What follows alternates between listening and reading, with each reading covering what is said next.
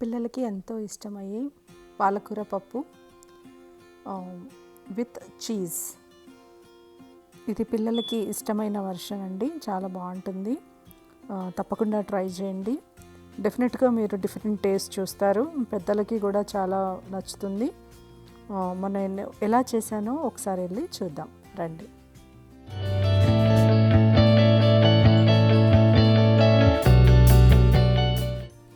Hi అండి, ప్రతిరోజుకి స్వాగతం. ఈరోజు ఒక simple but very tasty recipe చూపిస్తున్నానండి. ఇదేం లేదు, చాలా సింపుల్. టొమాటో, స్పినాచ్ అండ్ పప్పు, టొమాటో పాలకూర పప్పు విత్ చీజ్. నేను చీజ్ వేసి చేస్తానండి, సో చాలా మంచి టేస్ట్ వస్తుంది.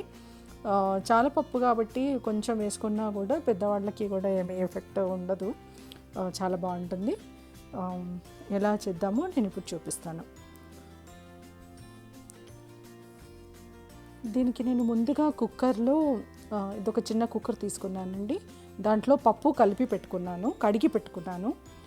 అది ఎలా అంటే ఒక 3/4 కప్పు కందిపప్పు, 1/4 కప్పు పెసరపప్పు, 3 వంతుల కందిపప్పు, 1 వంతు పెసరపప్పు వేసేసి నానబెట్టి పెట్టుకున్నానండి. దాంట్లో నేను కట్ చేసిన టొమాటోలు వేస్తున్నాను. దాంట్లో చిల్లీస్ అందులో వేసేసేయండి డైరెక్ట్గా. అది జస్ట్ నానిందండి, నా పప్పు కంప్లీట్గా నానిపోయింది. దాంట్లోకి నేను ఇప్పుడు పైన కడిగి కట్ చేసి పెట్టుకున్న పాలకూర వేస్తున్నాను. ఇది ఒక చిన్న సైజు 2 లీటర్ కుక్కర్ అండి. ఈ చిన్న సైజు కుక్కర్ చాలా ఉపయోగపడుతుంది. ఒకవేళ కనుక మీకు చిన్న ఫ్యామిలీ ఆర్ 4 మెంబర్స్ ఫ్యామిలీ ఉన్నా కూడా ఈ సైజు కుక్కర్ చాలా ఉపయోగపడుతుంది. మీ దగ్గర లేకుంటే కనుక ఇదొక గుడ్ పర్చేస్, తప్పకుండా కొనుక్కోవచ్చు. సో ఈ పాలకూర, కట్ చేసిన పాలకూర అంతా అందులో వేస్తున్నానండి. నేను పప్పు నానబెట్టినప్పుడు కడిగేసేసుకొని పాలకూర కట్ చేసే ముందు పప్పు నానబెట్టుకున్నానండి. 1 కప్పు పప్పు నేను నానబెట్టాను కాబట్టి దానికి సరిపడంత డబుల్ నీళ్లు పోయండి. 1కి 2 రైస్ లాగా, అంతే. అంతకంటే ఎక్కువ పోయొద్దండి. ఎక్కువ పోస్తే ఏమవుతుందంటే మనకి మెత్తగా అవ్వదన్నమాట. ఎప్పుడు కానీ పప్పు ఉడికేటప్పుడు కుక్కర్లో కనుక ఉడికిస్తే 1 రేషియో పప్పుకి 2 రేషియో వాటర్ వేయాలి. సో ఇందులో నేను ఒక 3 క్లోవ్స్ వేస్తున్నాను. గార్లిక్ క్లోవ్స్ ముక్కలు చేయాల్సిన అవసరం లేదండి. ఇది ఎందుకంటే ఆల్రెడీ ఉడుకుతుంది కాబట్టి, కుక్కర్లో ఉడుకుతుంది కాబట్టి చాలా మెత్తగా అయిపోతుంది. ఈ టైంలో మీకు ఇష్టమైతే కనుక ఆనియన్స్ వేసుకోవచ్చండి. కట్ చేసిన ఉల్లిపాయలు వేసుకోవచ్చు. నేను యాక్చువల్గా దీనికి ముందు తయారు చేసుకొని పెట్టుకున్న ఒక పేస్ట్ వేస్తానండి, గ్రీన్ కర్రీ పేస్ట్. మీకు కనుక అది ఏంటి అని తెలుసుకోవాలంటే చెక్అవుట్ మై అదర్ వీడియోస్, నా వీడియోస్లో ఉంటుంది. సో ముందైతే ఈ రెసిపీలో నేను 1 స్పూన్ జీలకర్ర వేసేసాను డైరెక్ట్గా పప్పులోనే. సో ఇక్కడ పొంగకుండా ఉండడానికి నేను వేరే నాలాంటి యూట్యూబర్స్ దగ్గర విన్నానండి. ఇక్కడ ఈ స్లాట్లో విజిల్ హోల్ ఉంటుంది కదా, అక్కడ ఆయిల్ వేస్తే పొంగదు అని చెప్పేసి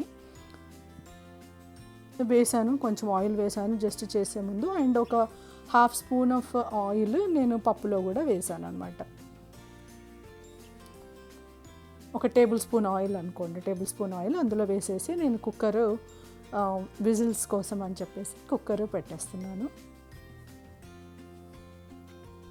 మరి హై ఫ్లేమ్ మీద పెట్టుకోవద్దండి, అలానే మరి కంప్లీట్గా లో ఫ్లేమ్ కూడా పెట్టుకోవద్దు. మీడియం ఫ్లేమ్లో పెట్టేసుకుంటే 3 to 4 విజిల్స్ అవ్వగానే మనకు బాగా ఉడుకుతుంది.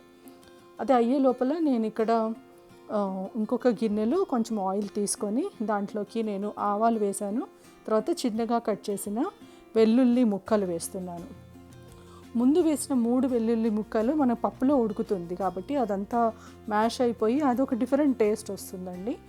ఇక్కడ వేసే ఉల్లిపాయ ముక్కలు ఇది పోపులాగా కాబట్టి ఆయిల్లో వెల్లుల్లి వేయించితే చాలా మంచి టేస్ట్ వస్తుంది కదా. చాలామందికి తెలిసిందే, ఎవరైతే బాగా వంటలు చేసి ఉంటారో వాళ్ళకి డెఫినెట్గా తెలిసిందే, స్పెషల్గా చెప్పక్కర్లేదు.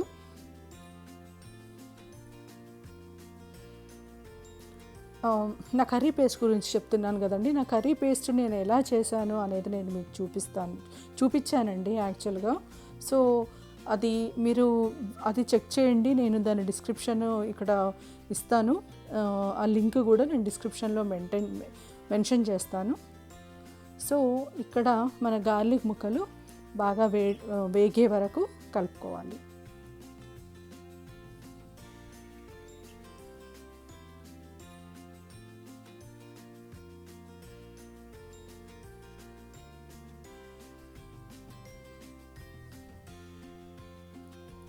ఇప్పుడు నేను చెప్పిన కర్రీ పేస్ట్ అది నేను ఫ్రీజర్లో పెట్టుకుంటానండి.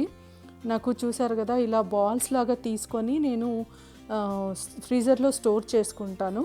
అది ఒక బాల్ని తీసేసి నేను ఒకసారి మైక్రోవేవ్లో వేడి చేశానండి. సో దానివల్ల చూసారు కదా ఇది పేస్ట్ లాగా అయిపోయింది. దీంట్లో ఏముంది అంటే జింజర్ గార్లిక్ పేస్ట్ ఉందండి, చిల్లీస్ ఉంటాయి, కొత్తిమీర ఉంటుంది, కరివేపాకు ఉంటుంది. అంతే అండి, నాకు గుర్తున్నంత వరకు అంతే. అది నేను నా వేరే వీడియోలో నేను అది కంప్లీట్గా రెసిపీ ఇచ్చాను, అది చూడండి.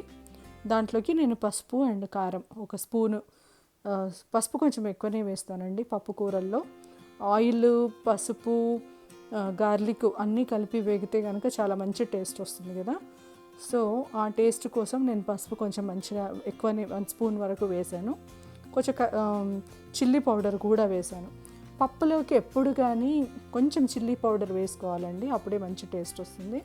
తర్వాత సీసీ పౌడర్, మీరు నా వీడియోస్ కనుక ఉంటే మీకు సీసీ పౌడర్ ఏంటో తెలుస్తుంది.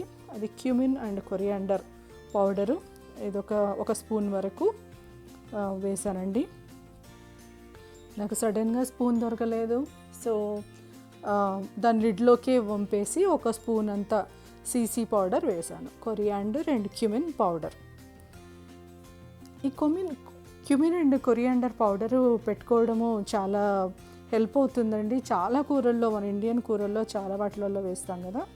సో అందుకని నేను ఇప్పుడు రెడీగా పెట్టుకుంటాను.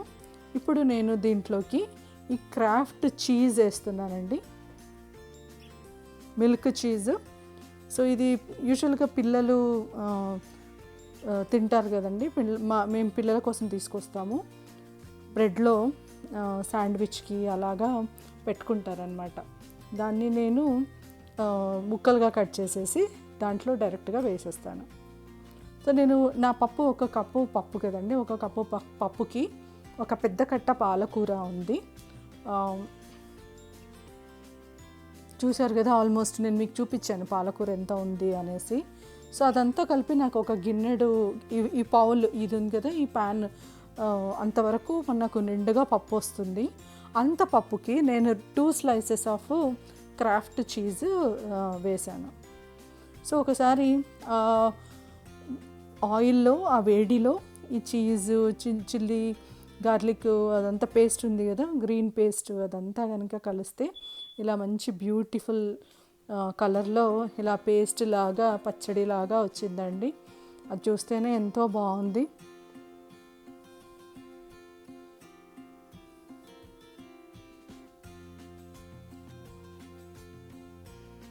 దీనికి నేను ఒక మూత పెట్టేసి కాసేపు ఉడికేంత వరకు వదిలేసాను.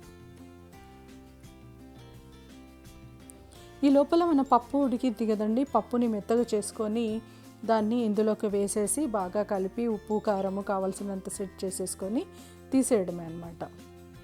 సో ఇప్పుడు నా కుక్కర్ రెడీ అయిందండి, 4 విజిల్స్ అయితే వచ్చాయి. సో నేను ఇక్కడ ఏం చేస్తున్నానంటే కుక్కర్ విజిల్ తొందరగా బయటకు వచ్చేటట్టుగా ట్రై చేస్తున్నాను అనమాట. దానికి ఒక టిప్ ఏంటంటే, మీరు హాట్ కుక్కర్ని ఇప్పుడే ప్రెషర్ విజిల్స్ అయిపోయిన కుక్కర్ని, మనకు విజిల్స్ అయిపోయిన తర్వాత ప్రెషర్ అంతా పోయి ఓపెన్ అవ్వాలంటే కొంచెం టైం పడుతుంది కదండి, 5 నిమిషాలన్నా పడుతుంది. సో 5 నిమిషాలు వెయిట్ చేయలేనప్పుడు ఇలా కుక్కర్ని కదపకుండా సింక్లో పెట్టేసి దాని మీద ఒక చల్లటి వాటర్ని ఇలా వేసేయండి. హాట్ వాటర్ వేయకండి, చల్లటి వాటరే.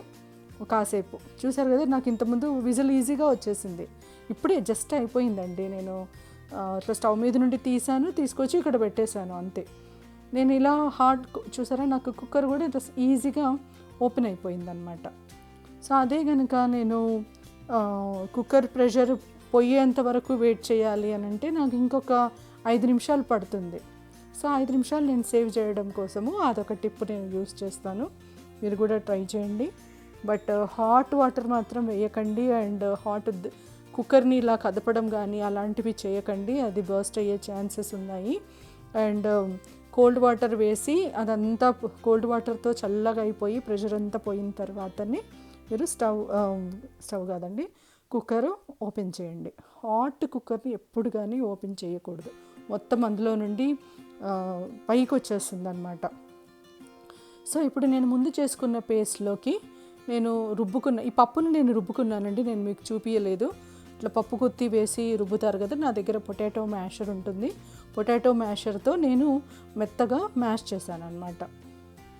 సో నేను మిస్ అయిన స్టెప్పు ఇక్కడ చూపించలేదు, బట్ నేను చేశాను. మీరు మిస్ కాకండి, పప్పుని బాగా రుబ్బుకోండి మెత్తగా వచ్చే వరకు. సో అందులో వేసేసి నేను కొంచెం వాటర్ వేసేసి పక్కకు పెట్టేస్తున్నానండి. అంటే పక్కకి పప్పు అంటుకుంటుంది కదా కుక్కర్లో, అది కూడా వాటర్తో కలిపి తీసేసి ఇందులో వేసేసాను. ఆ కుక్కర్ని నేను వెంటనే వాష్ చేసేసుకుంటాను. సో చూసారు కదా, ఇక్కడ నా పేస్ట్ ముందు మనం తయారు చేసుకున్న పేస్ట్లో cheese, chilli, coriander, curry leaves అవన్నీ పేస్ట్లో పప్పు వేసేసి కొంచెం వాటర్ వేసాను. నాకు కొంచెం వాటర్ ఉంటే బెటర్ అనిపించింది, ఎక్కువ వాటర్ వేసుకోకండి. అది వేసేసి ఒకసారి బాగా కలుపుతున్నాను. సో దీంట్లోకి ఇప్పుడు నేను ఇప్పటి వరకు ఉప్పు వేయలేదండి. సో ఇప్పుడు నేను ఉప్పు వేస్తున్నాను. ఒక 2.5 స్పూన్స్ వరకు ఉప్పు వేసాను. మీ రుచికి తగ్గట్టుగా మీరు ఉప్పుని అడ్జస్ట్ చేసుకోండి. ఒకసారి ఇదంతా బాగా కలపండి.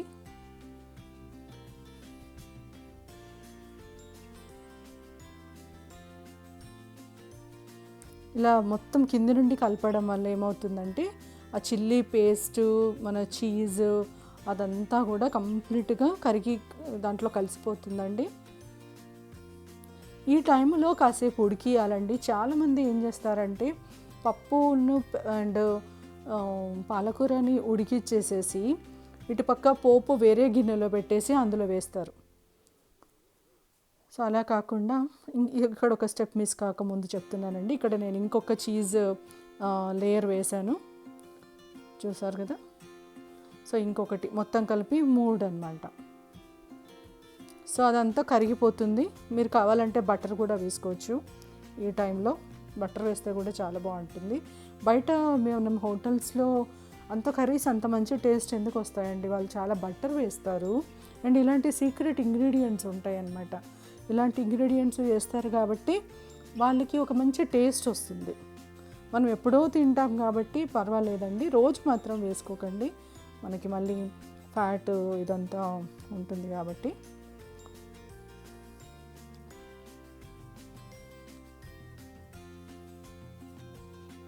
సో అంతే అండి, ఇది ఇంకా ఆల్మోస్ట్ అయిపోయింది. ఇంతకుముందు ఏం చెప్తున్నానంటే అన్నిటినీ మొత్తంగా కలిపితే అంతా కలిసిపోయి మంచి టేస్ట్ వస్తుంది అని చెప్పబోయాను. సో కొంచెం టేస్ట్ చూశానండి, నాకు కొంచెం సాల్ట్ తక్కువ అనిపించింది.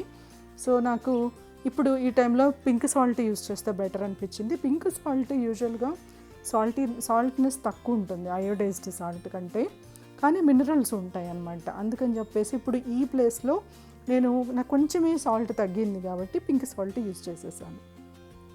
ఒకసారి మూత పెట్టుకొని బాగా ఉడికించుకోవాలి. సో ఇంతకుముందు నేను చెప్తున్నది ఏంటంటే అండి, చాలామంది పప్పు వేరే ఉడికేసి పోపు తీసేసి అందులో కలిపేసి దించేస్తారు. అలా చేయడం కంటే మళ్ళీ అన్నీ కలిపి ఉడికిస్తే చాలా మంచి టేస్ట్ వస్తుంది. తప్పకుండా ట్రై చేయండి. ఈ టైంలో కారం పొడి తప్పకుండా వేసుకోండి దీంట్లోకి. అండ్ ఆయిల్, గార్లిక్ అవన్నీ వేడవుతున్నప్పుడు అవన్నీ ఫ్రై అయిన తర్వాత దాంట్లో ఇదంతా కలిపి ఉడికితే చాలా మంచి టేస్ట్ వస్తుంది. ఇదే అండి ఈరోజు మన ఎమ్మీ టొమాటో అండ్ స్పినాచ్ పప్పు. మాకు చాలా బాగా నచ్చిందండి, మా పిల్లలు కూడా చాలా ఇష్టంగా తిన్నారు. అందుకని చెప్పి మీకు కూడా షేర్ చేద్దాము అని చెప్పి నేను ఈ వీడియో పెట్టానండి. ఈ వీడియో మీకు నచ్చిందనే అనుకుంటున్నాను. మీకు నచ్చితే కనుక తప్పకుండా లైక్ చేయండి, షేర్ చేయండి, సబ్స్క్రైబ్ కూడా చేసుకోండి. సబ్స్క్రైబ్ చేసుకోవడం మాత్రం మర్చిపోకండి, మీకు నోటిఫికేషన్స్ వస్తాయి. నాది నోటిఫికేషన్స్ ఆన్ అయ్యింది, సో తప్పకుండా సబ్స్క్రైబ్ చేసుకోండి. ఇలాంటి మరికొన్ని మంచి వీడియోస్ కోసం ప్రతిరోజు చూస్తూనే ఉండండి. మరొక మంచి వీడియోతో, ఇంకొక మంచి రెసిపీతో, ఆర్ లేదు అంటే ఒక మంచి యూస్ఫుల్ వీడియోతో మళ్ళీ కలుస్తాను. థ్యాంక్ యూ సో మచ్ అండి. బాయ్.